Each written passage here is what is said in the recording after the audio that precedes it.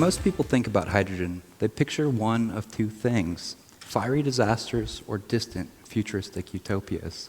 They think of the hydrogen bomb, the most powerful weapon ever created. They think of the Hindenburg, engulfed in flames. Or on the other end of the spectrum, they picture a distant world where hydrogen fuels everything, clean energy powering our cars, homes, and industries with zero emissions. There's no in-between. But before I tell you just how close we are to that vision of the future, I want to talk about how much we already owe to hydrogen, because hydrogen isn't just the key to a sustainable future, it's been the foundation of modern science and human survival. Did you know that over 1 billion people alive today owe their existence to hydrogen? Not in some abstract, cosmic way, but in the very real, tangible form of food. Hydrogen is a critical ingredient in fertilizer, fueling the green revolution, which pulled entire nations out of famine. And beyond that, hydrogen has been the invisible force behind some of the greatest scientific breakthroughs in history. Hydrogen has shaped quantum mechanics, allowed space exploration to take place, and unraveled mysteries of the universe. Hydrogen is so fundamental that it's responsible for the law of conservation of mass. So first, let's cover the basics of hydrogen and why it's so important to know about where it comes from, because not all hydrogen is created the same. Hydrogen is the foundation of the universe, the first element, the most abundant and the lightest. Hydrogen is the only element without a neutron, a pure proton-electron pair that fuels the very reactions that power our stars. Here on Earth, every combustion reaction requires hydrogen reacting with oxygen. But unlike fossil fuels, hydrogen has the unique potential to burn without releasing a single molecule of carbon dioxide. It is the only fuel that, when utilized correctly, can power the world without polluting it, a key to a truly zero-emission future. Today, 95% of the hydrogen that we make is produced through a process called steam methane reforming. It takes fossil fuels, reacts them with high-temperature steam, and splits off the hydrogen. But there's a catch. This process releases carbon dioxide, meaning the same hydrogen that is fighting world hunger is also contributing to climate change. But there is another way. It's called electrolysis, and instead of breaking apart fossil fuels, electrolysis takes water and splits it into pure hydrogen and oxygen, using just electricity. No carbon dioxide, no emissions. And if this electricity comes from a zero-emission energy source, like solar, wind, or nuclear, then suddenly we have something powerful, a complete zero-emission energy solution. Imagine hydrogen not as a fuel, but as a battery, one that costs 1/10 the price of a traditional lithium-ion battery, one that requires no rare earth metals, strip mining, or child labor to produce. Just 10 pounds of hydrogen gets you as far as a 1,200-pound Tesla battery pack. And unlike batteries, electrolysis isn't limited to 2,000 charge cycles. Here's the part that most people don't realize. Hydrogen gives us the flexibility of fossil fuels without the emissions. Hydrogen can be used directly, just like your stove uses natural gas. Similarly, hydrogen can also be used to generate electricity through generators, turbines, or even fuel cells, which can be thought of as just like a generator with no moving parts. But that's a subject of another talk. Right now, when we generate electricity through solar or wind, we have to use it immediately or it goes to waste. That's where hydrogen as a battery comes in. It allows us to use this excess energy and store it for whenever we need it. So the question isn't if hydrogen can power the future, it's how soon. Working in hydrogen, I hear the same questions at least once a week. But what about the Hindenburg? The Hindenburg caught fire in 1937, nearly a century ago. And while I get why people still think about it, let's just put that in perspective for a second. In the 1930s, we were doing a lot of things without thinking. We didn't have seatbelts or airbags in cars. We let kids play with mercury in chemistry class. And OSHA, the organization responsible for workplace safety, it wasn't founded until the 1970s. And the process safety management rules for handling hazardous materials, they didn't even exist until the 1990s. So yeah, safety in every industry has come a long way since the 1930s. In the Hindenburg, it wasn't just about hydrogen. It was a flammable fabric covering and a lack of modern safety protocols that made it catastrophic. Think about smoking cigarettes next to the gas pump and blaming the gasoline. Today, hydrogen is stored and handled with strict industry standards, just like natural gas, gasoline, electricity, or any other energy carrier. The second question is always, but what about the hydrogen bomb? Doesn't using hydrogen risk blowing everything up? But here's the thing, that's not even real hydrogen. It's deuterium, a heavier form of hydrogen that makes up 1 in every 5,000 water molecules. Pure deuterium water is actually safe to drink. Some people even say it tastes sweet. It only becomes dangerous if you do something very specific, separating it and using a nuclear reaction to set it off. Which means no, you're not accidentally going to create a hydrogen bomb. So what we really need to do is reframe the fear and realize that hydrogen is not the enemy. It's a molecule that has been misunderstood, both scientifically and culturally. But with modern safety standards, engineering protocols, and over a century of progress, the fears that we associate with hydrogen are outdated. So all of this brings us to the real question. If hydrogen isn't any more dangerous than any other fuel, and we already know how to handle it safely, then what's stopping us from using it at scale? We already know how to produce hydrogen cheaply. We've been doing it for decades with steam methane reforming. But there's a catch. Hydrogen produced from steam methane reforming emits 900 million metric tons of carbon dioxide per year worldwide. That's more than the entire aviation industry. That's not clean energy. That's just shifting emissions around.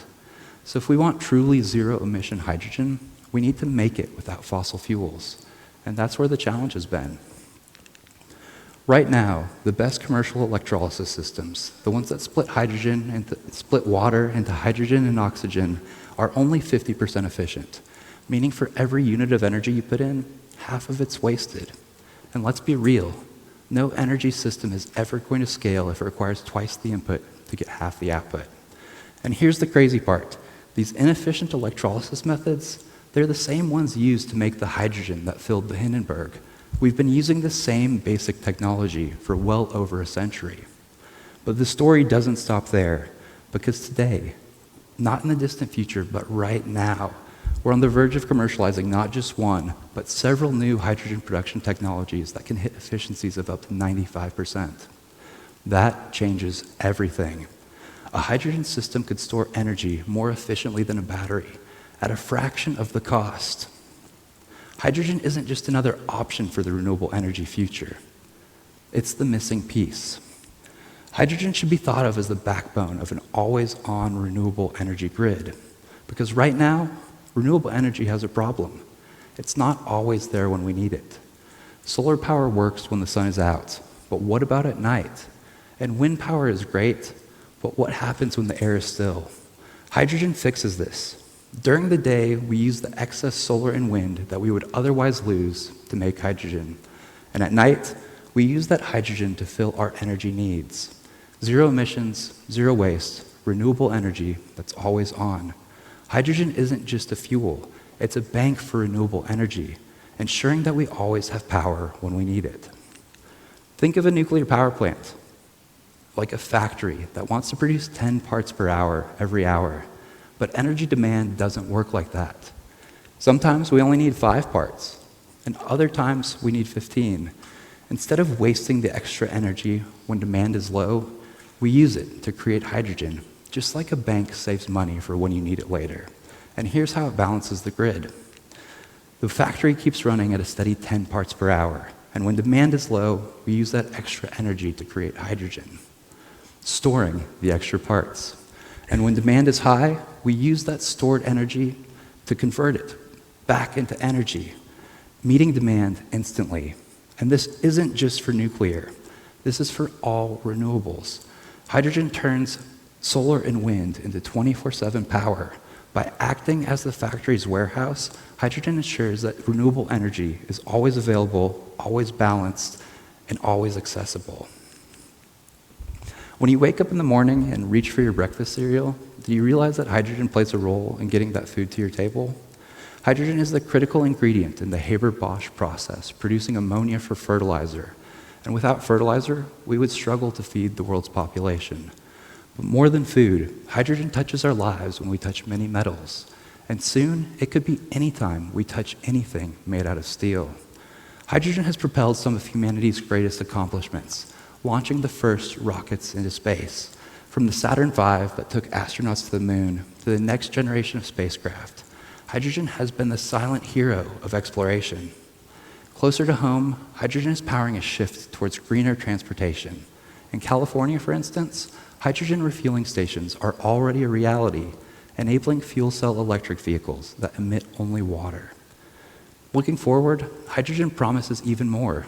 Cities and industries that already heat their streets, hotels, offices, facilities, and processes using natural gas-fueled boilers could transition to hydrogen-fueled boilers, eliminating one of the largest sources of carbon emissions, industrial heat.